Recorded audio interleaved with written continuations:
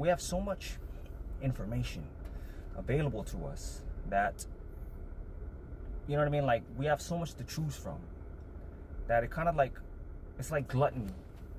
Gluttony for your mind, because there's so much information available. You know what I mean? That's why they call it a feed. It's like it's constantly feeding you, you know? Constantly feeding you to the point where you don't know what to think. You don't know where to choose from.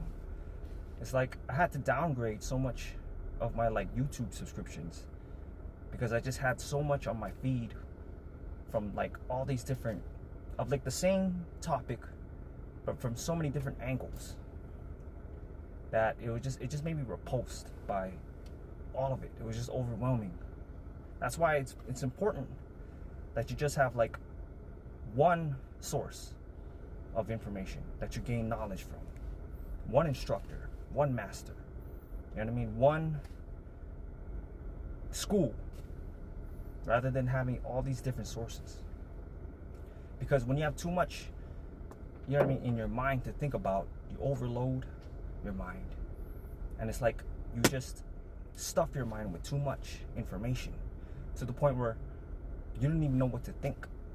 You know what I mean? Because your mind is just too stuffed. When you have too much to think about, you have nothing to think about. You know what I mean? So it's like, it's gluttony for your mind, you know?